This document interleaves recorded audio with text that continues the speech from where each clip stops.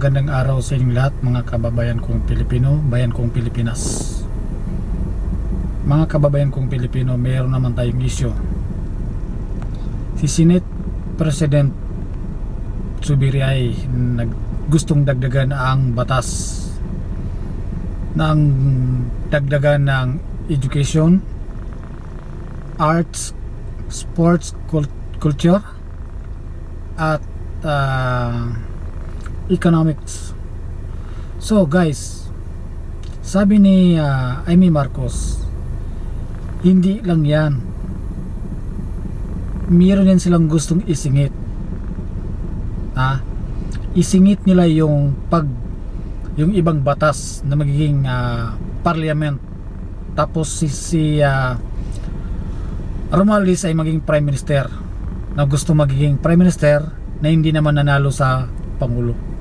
So guys, maraming issue, no? So ang ginawa nitong taga-Congress, ang kanilang plano ay pumupunta sa ibang district para papirmahin ang mga tao, bigyan ng ayuda, no? So sabi ni Comelec, meron ng 3% sa tatlong distrito, Albay, anong isa kanina. Ngayon guys, so hindi lang yan, pati department, pati DPWH, ang galing. Sabi, itago mo yung kay congressman at mayor, ito muna sa amin. So siguro guys, lahat ng mga empleyado ng DPWH ay kanilang papirmahin, no? Sobrang galing guys. Guys, ayan guys, walang ibang pakulo niyan, walang ibang may pakanan yan kundi si Romualdez. Bakit?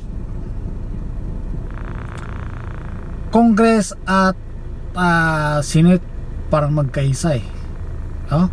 Bakit gustong dagdagan ni Senate President Zubiri ang batas na patungkol sa 1987 Constitution, dagdagan ng education, sports, culture at economics.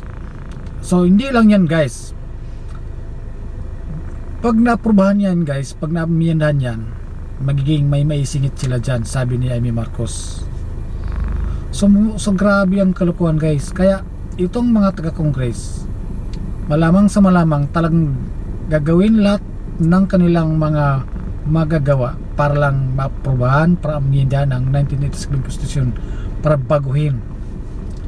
So tayo mga Pilipino, mag-ingat tayo. Huwag tayo basta-basta maniwala. Kailangan buksan natin ating kaisipan. Kasi guys, ang mga congressman guys, yung kanilang mga plano, personal interest nila yan guys. Bakit ko sinabi ito? Isipin nyo, ang budget natin, di ba, kinukurap nila. So ang gusto nila mangyayari, pag matupad yan, mahabang panon ang kanilang posisyon guys. Hindi na basta-basta na kagad yan guys. Kaya marami sa mga congressman ay gustong matupad, baguhin ang 1987 Constitution guys. Yun ang malaking issue ng ating bayan ng Pilipinas, mga kababayan ko. So ngayon guys, ito si Representative Edsel Lagman. Dati hindi ko nagustuhan yan, pero ngayon sa ginagawa ni Edsel Lagman na gustong kasuhan yung mga nagbebenta ng mga voters, vote buying para pumirma sa People Initiative, talagang saludo ko kay Edsel Lagman. Kasi siya lang talaga ang representative sa lahat ng Congress na gustong kasuhan yung mga vote buying, na gustong papirmahin ng lahat ng mga tao dahil sa People Initiative. Kaya Edsel Lagman, saludo ako sa iyo. Alam mo kung bakit?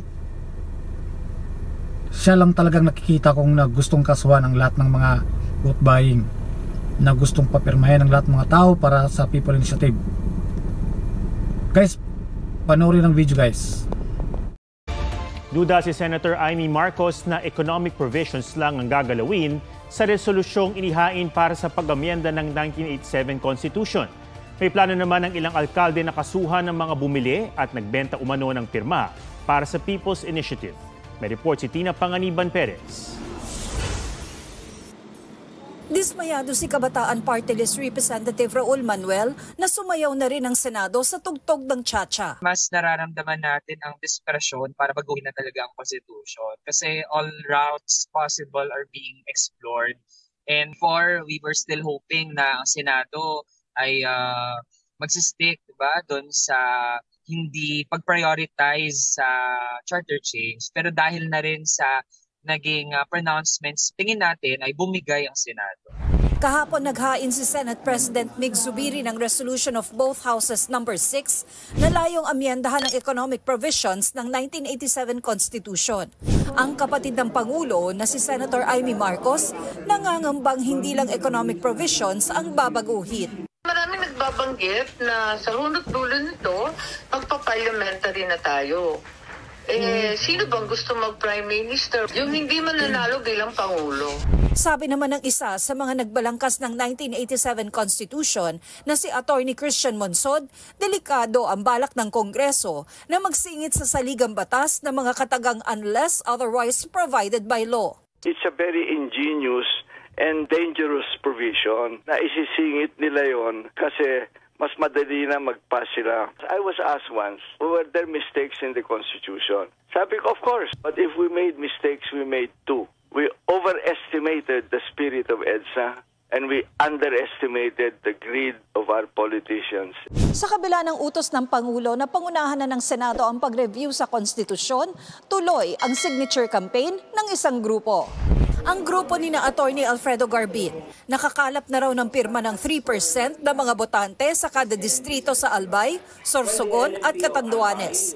Balak naman daw ng mga alkalde sa distrito ni Albay 1st District Representative Edsel Lagman na sampahan ng reklamong vote buying at vote selling ang mga bumili at nagbenta ng pirma para baguhin ang konstitusyon. Magpapile ng complaint yung mga alkalde na binigyan ng pera at sinabi na kailangan na magpapirma sila ng People's Initiative. That's part of democratic process. Anybody can file and oppose the movement. And at the same time, kami naman ay hayaan kung meron ng sufficient na pirma, sufficienting pirma, then we will file the same to the Commission on Election for its verification. Paglalahad naman ni Senator Marcos, maging mga contractor ng DPWH sa Ilocos Region at Calabarzon, nangangalap na rin ng pirma para sa Chacha. Akala ko nga PI is dead on arrival. Bakit nga may mga DPWH na contractor na biglang nagpapapirma? Tago muna yung mga congressman saka city mayor. Kami na muna magpapapirma para hindi masyadong bistado.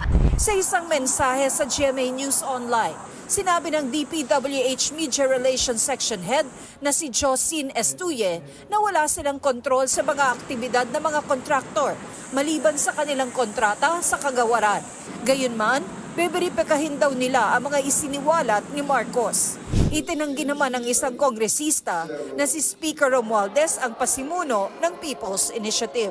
It wasn't the Speaker actually who initiated this.